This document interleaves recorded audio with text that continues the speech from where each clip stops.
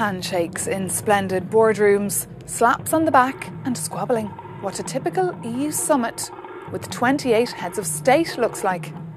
Meanwhile in Brussels, ambassadors from Norway, Iceland and Liechtenstein are meeting to sign off on dozens of EU legal acts. This is part of the EEA agreement, where we actually incorporate EU legislation or the rules for the internal market into the legislation of the 3 EFTA countries to make sure that trade can go without problems, that people can move without problems. Problem-free deal, the kind of deal the UK wants too, and frictionless trade. But Theresa May has ruled out the Norway model. Well, the Norway model is just that we are fully part of the internal market, besides fishery and agriculture.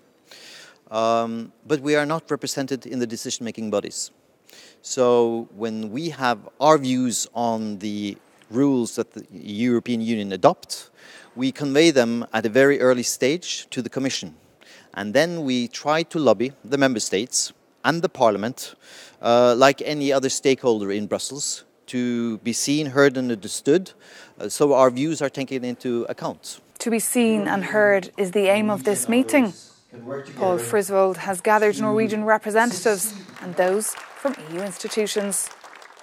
Similar forums often take place here at Norway House. The ambassador Ude Sletnes is meeting Norwegian business representatives and Norwegian regional offices to keep them afloat of EU laws. Not sitting at the table and taking decision, that's true, but we are working very closely with the European Parliament, just to mention one thing. We are working closely with the European Commission. We have Norwegian national experts in the European Commission, and we try to see the relevant issues for us at a very early stage of the proposals which are being issued by the Commission.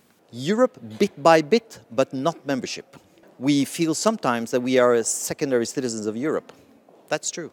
And also true is the UK will leave the EU on March 29th, 2019. For Paul Frisvold, who just wrote a book about Norway's EU relationship, the EEA option could give British business and society some predictability. What will they consist of? Well, they would have to find a political agreement about a new model. My bet that it will not be the EEA, but it will be pretty damn close.